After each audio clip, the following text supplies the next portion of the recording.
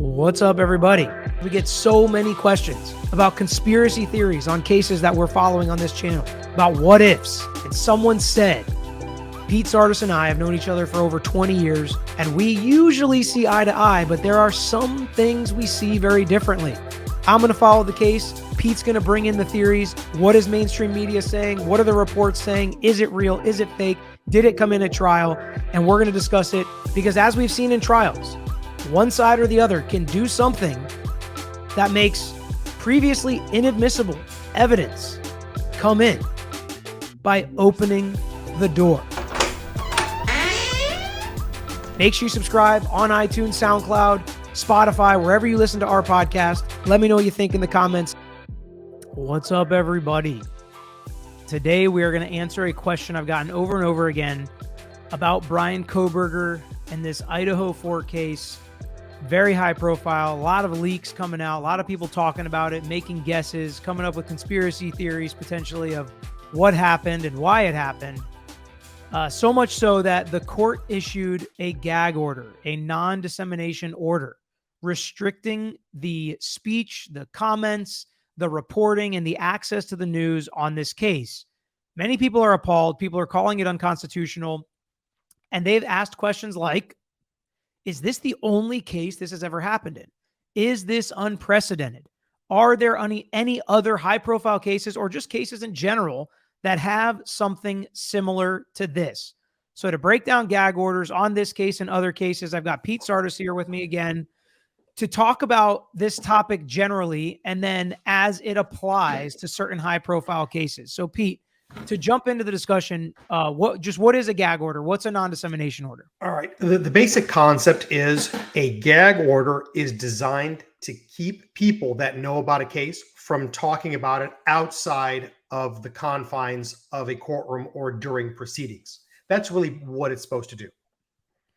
Okay, why? What's the purpose of a gag order?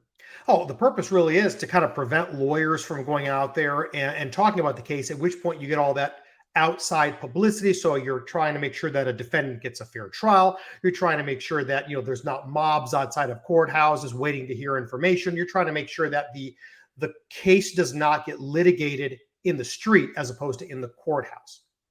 Right. We don't want to poison a jury pool. We don't want people to hear somebody say something and run with it.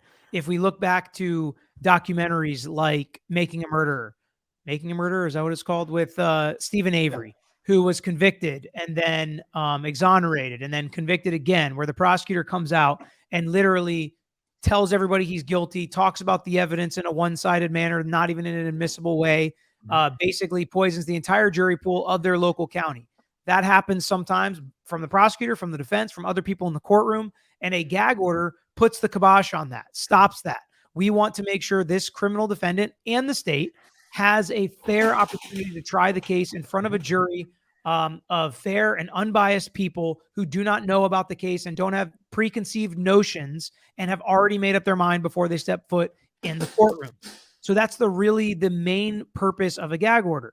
But they have to balance rights, right? Because we have the Sixth Amendment right to a fair trial for the criminal defendant. What rights oppose and what people oppose gag orders normally? Okay, normally the people that oppose the gag orders is the media. The press wants to have access. And from their perspective, not only, and let's be honest, I'm not sure if they really care about the Sixth Amendment right to a fair trial on the part of the defendant, but what they are trying to safeguard is that First Amendment right to free speech and freedom of the press. And they want to make sure that there is an overarching theme from the beginnings of this country. And I'll quote it for you. It's to guard against the miscarriage of justice by subjecting the court system and those that are part of it to public scrutiny.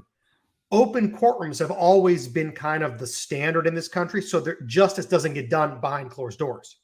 Yeah, we're not going to stand up here and say that the media has these pure motives for doing things. They want to make money. They want to get the clicks. They want to be the one to break the news.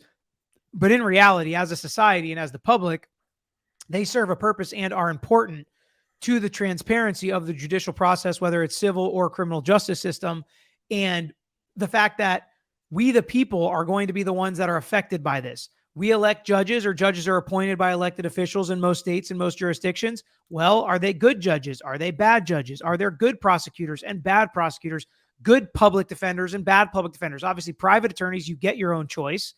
But outside of that, this is one of the ways that you, as a citizen of whatever city, state, county, jurisdiction you're in, you get to see and have public access to the courtroom, to the judges, to the lawyers, to the people that can affect the judicial process of the jurisdiction that you are in. It is important that you see how that process works, that you know how that process works, because if you don't know, then it's even more scary than it might seem to a normal layperson. And if you get railroaded by the system, or somebody else gets railroaded by the system, if you see that, it should be subjected to public scrutiny, like that quote says. We should be able to step in and stop that as the public. And one of the ways that we do that is with public access. And, you know, you can talk about a little bit of how it was in England and why we had the revolution, and how things would happen behind closed doors, under the table. One guy would make the decision and there's nothing you could do about it. And that's what we wanted to change here, which is part of the access to the courts and the public nature of these proceedings. Right. And the truth is, if you go back that far, Magna Carta times, and kind of going towards 1776, there were two standards of justice. There was a standard of justice for the people, and then there was a standard of justice for the upper classes. And all of these things happened behind closed doors. And if you even look at some of the movies, you know, Gangs of New York, where they're just, all right, round up some guys, we're going to hang them. Why? Because it's good press, you know, it's good publicity. We're tough on crime. And I don't want to say that all this stuff is going to happen because of gag orders in place, but they fight these things because at the end of the day, the public access to the court system is fundamental. I mean, it's in the First Amendment of the Constitution. And that's why I think this balancing act is a lot more difficult than it seems, because it is really important to not have all of this evidence leaked in certain ways. But I also think just putting a total kibosh on it is not appropriate as well.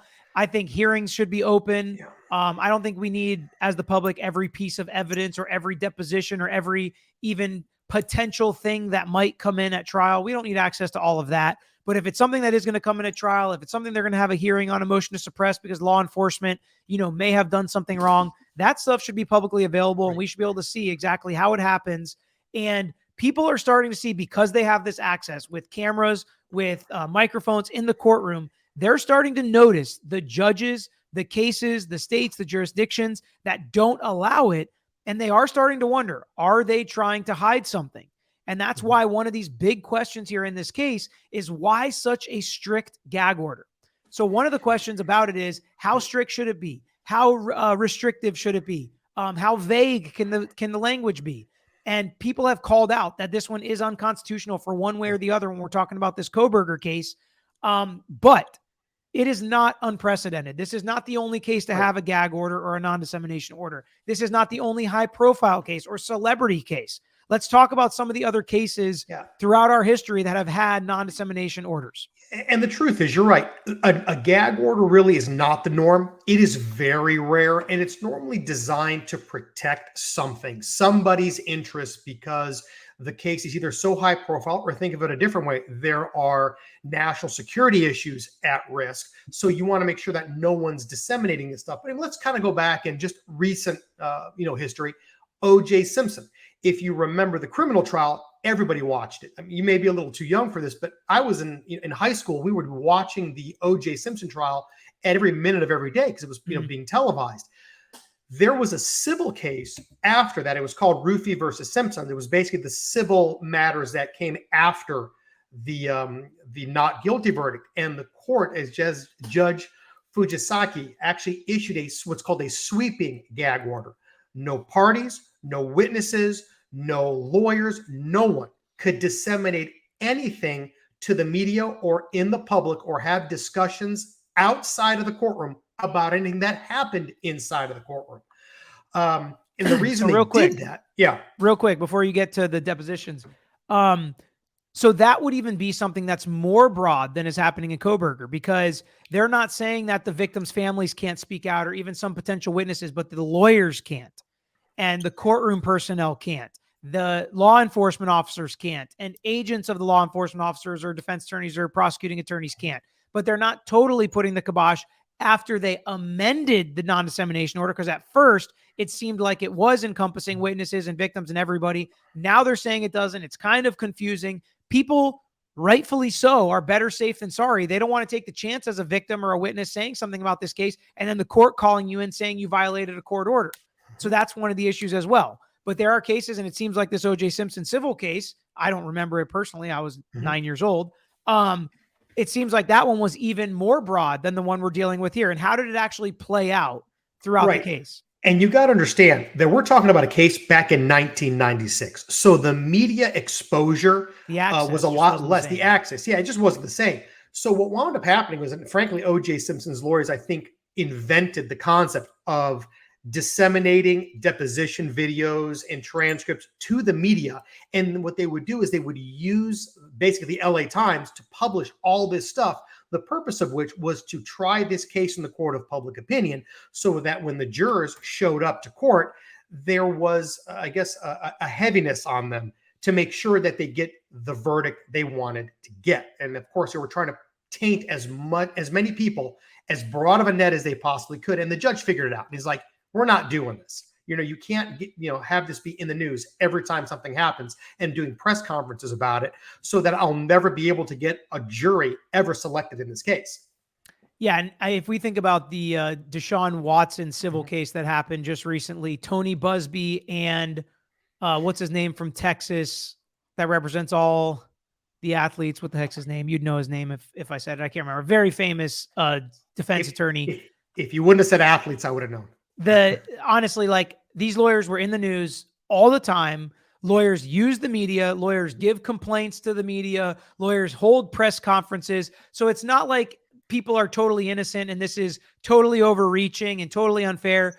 The point is, judges want to protect the process sometimes, and they don't want lawyers to get in the way and try the case in the court of public opinion. We saw it happen in the Johnny Depp case as the trial was going on as well. People start forming strong opinions, especially today's day and age when you have access to celebrities via social media and whatever, however you want to look at it. And bad things can happen with too much access. And I say sometimes is we can ruin a good thing. So we've got to be respectful when we do get access. We've got to look at it the right way. We've got to not jump to conclusions, and we have to not personally condemn people publicly and go after them, or the court will rightfully restrict our access as the public. That is what it is there for. So the way that we act can actually affect how this stuff continues on in the future. What's the next case?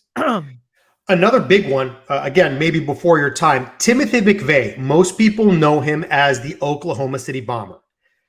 The judge in that case, now we're talking back in 1997, about the same time frame, 12-page gag order. Now, understand that was a different case because that was a case of domestic terrorism. So they not only didn't want the media presence to know what's going on inside the courtroom because of public opinion, they also were protecting a lot of what wound up being national security issues. So the judge had a huge order. No one could say anything to anybody. Basically, you couldn't discuss this case unless you were in open court. The doors were sealed. Everything was closed up. Media had no access but for whatever was on the docket. So whatever would happen at the end of the day would be on the docket. The court would release certain items, and that would be the access that you had for this trial. Now, understand that case wound up, obviously, Timothy McVeigh was convicted and he appealed. The appeal was over. When the appeal was over, the judge lifted the stay. So then opened it up to say, all right, now lawyers, prosecutors, cops, you all can talk about whether or not you think McVeigh was or should have been guilty or innocent. But the judge still did not unseal all the proceedings, the documents that happened in that case. So when the time came, I think it was a good decision by the judge, when the time came that it was no longer a matter of public, at issue in the public, it wasn't on the news every night. They opened it up and said, now you can talk about it. It's over, but you can't disclose any of the documents. You cannot disclose anything that may be a national security issue. Yeah. And I think that brings us into like federal court and how there is non-dissemination orders basically on every case. Right. When it's in federal court, there's some sort of a gag on what you can do, what you can see, what you can access. But national security, I think, is an additional layer that comes up sometimes in cases that, again, when you're doing this balancing act, now you're adding in a public interest on the other side. a public interest on the side that wants to gag, that wants to stop information from getting out, because it actually protects the public. So again, it kind of changes how the analysis is done. What's the last case we've got? Last one, the Michael Jackson child molestation case. Apparently, this was so bad when the prosecutor was trying to indict Michael Jackson for molesting children at Neverland. They had a grand jury. So the media was outside of the courtroom, and they would videotape and they would basically harass all of the grand jurors as they were going in and out of the courtroom. Apparently, there were mobs of people around the courthouse. And ultimately, the judge is like, we can't have this. We're going to have a riot outside of the courthouse. And basically, the gag order was nobody can film the grand jurors. No one's talking to them while they're in their deliberations. And the judge shut the courtroom down and told the prosecutors, the defense lawyers, no one talks about this case until it's done. And we'll never get a jury. Yeah, that one reminds me a little bit of kind of the other one we'll transition into as we get back to Kohberger. We're not going to do 0.4 on here, but so that reminds me of, there was no real gag order in place until they saw the actions of the media and people outside the courtroom. So in the Lori Vallow, Chad Daybell case, the Colt mom murder trial that's going on right now, there was cameras, there was microphones, there was access to everything in the courtroom. There were certain things that were sealed for mental health issues and the minors being involved as victims. But for the most part, it was pretty open. Well, eventually we got less and less public access. And now at the trial, there are no cameras and there are recordings that are not released until the next day. That is a form of non-dissemination.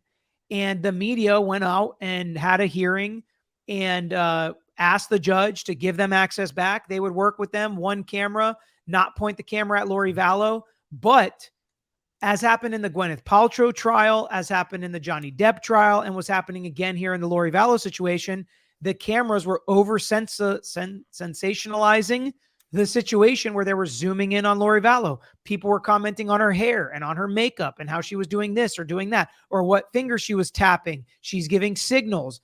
And they just took something. It was like when you give an inch and you take a mile. Mm-hmm. That's what was happening here. Similar to the Michael Jackson situation, where they felt like, and the judge felt like, you know what? That's it. We're pulling the cameras. Gwyneth Paltrow's lawyers had to complain multiple times because news outlets were violating the court's order of where you can put cameras. Don't put one directly on Gwyneth Paltrow's face the entire trial. There's no need for that for public access. The camera should be pointed at the microphones, people speaking, the lawyer, the judge, the witnesses, what's actually happening in the trial. This is not an opportunity for them to stalk Gwyneth Paltrow. And I think that is a good discussion point as to what is the purpose of public access, Pete. What is the purpose of people to be able to watch and see and hear what is going on in a courtroom? Because it's not for them to just dissect criminal defendants or civil plaintiffs or civil defendants. Well, yeah, the purpose is for the justice and the system of justice to be open, obvious, and notorious to the public, meaning that anybody, for the most part, can go into any courtroom, sit down, and watch what's happening. And that's the check and balance to make sure that judges aren't overreaching, to make sure that justice is being done, not vigilantism, for example. And that's really the purpose, is access to kind of keep the process in the public eyes, so things are happening above board, not behind closed doors. And in order to do that, you do not need to watch Gwyneth Paltrow for however many days straight that trial went on. You do not need to see what kind of makeup Lori Vallow is wearing when she walks into the courtroom. You do not need to see all that stuff in order to be open to the public. Now, if people start consuming it, like I think I made the connection or the analogy of the Roman Colosseum, where we're just watching people kill each other and it becomes sport for us to watch. That's not what it's for. And that's really what we need to make sure we avoid, especially as people that talk about it publicly and that have conversations on podcasts, on videos, whatever it may be, with people in our circles, whether it be other lawyers or just friends that we know, that people that have questions about this stuff. I think it's important in how we talk about it to make sure it doesn't turn into that. Or right. I do think that we could be going down a road where there are more non-dissemination orders and more gag orders and less access. See, I think you got that. That's what I was going to say. Sorry. So that's kind of like my last question for you is, with the cameras in the courtroom, microphones in the courtroom, all this extra access, people talking about it.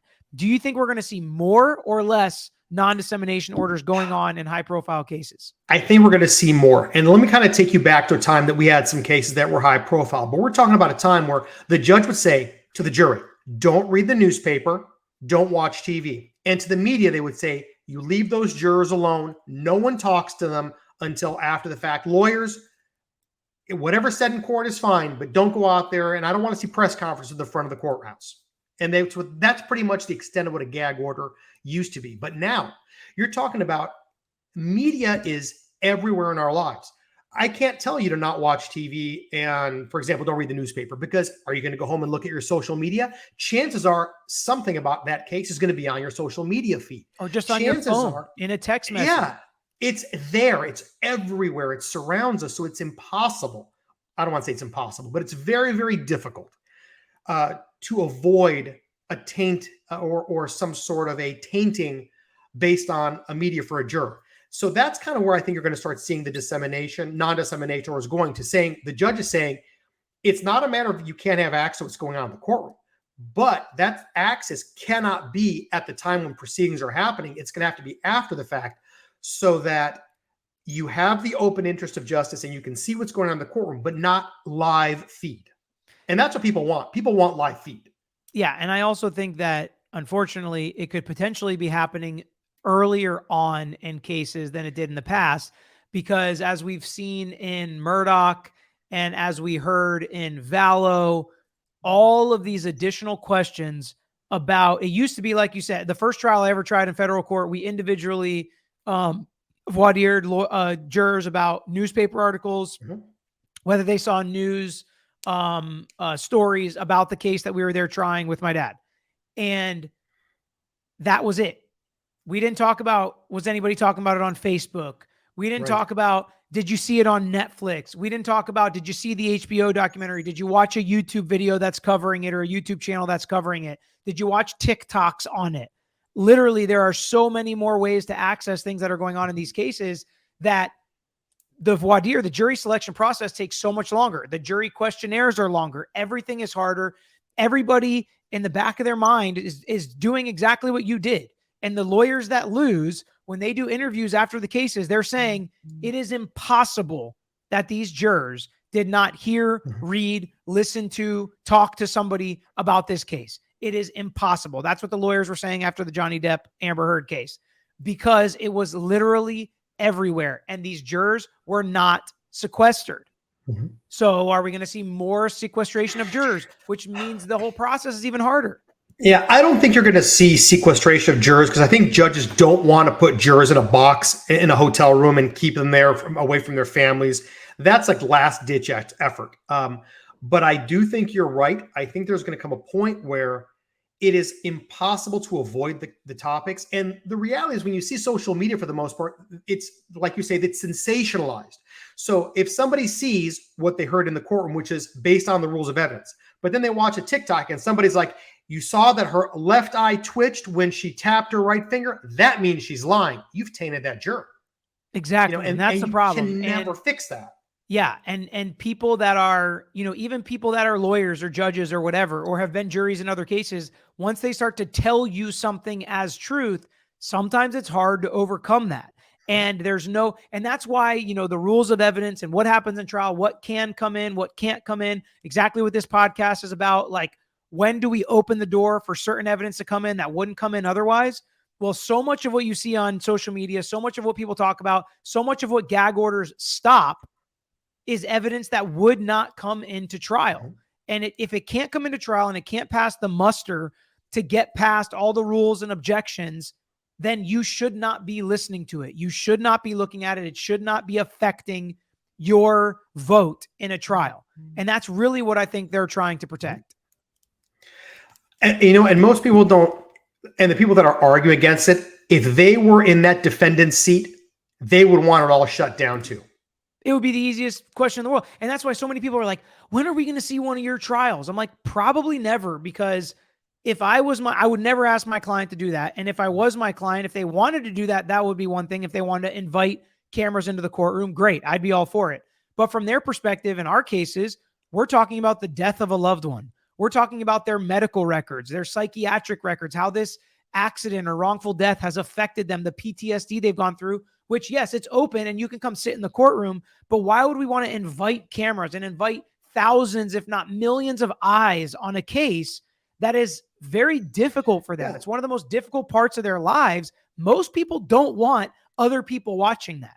Right. And it's also a conflict from a professional standpoint for us because we represent those people. So our obligation, obviously, is to do the best we can to further their interests, not to be putting on a podcast while we're doing their case. Yeah, I would never ask somebody to have cameras in a courtroom so that they could film me trying a case or film you trying a case or whatever. Like, if it happened, it happened, whatever. But there's no way that I would be like, please, can we please put your 3 back surgeries on YouTube so everybody can watch all the pain and suffering that you've gone through? That just, to me, that's not really what it's about. And that's not really the purpose for it or of having cameras in the courtroom. But hopefully we were able to answer most of everyone's questions today about this gag order, whether or not it's unique to this case, how it's been applied in other cases, and how it's not even the most broad gag order. And it's not even the most restricting gag order that we have seen in other high profile cases. Pete, thanks for joining me. Until next time, that's all we got. Thanks for watching another episode of The Lawyer You Know. If you enjoyed the episode, please hit the thumbs up and share with your friends who may be interested here on YouTube. And don't forget to subscribe. You can also follow us on Instagram, Twitter, Facebook, and TikTok at Tragos Law is our handle. And don't forget to listen to the Lawyer You Know podcast featuring new episodes every week. If you have a case you want to talk to us about, if it's a personal injury case, wrongful death, catastrophic injury, car accident, or slip and fall case, please email us at lawyeryouknow@gmail.com.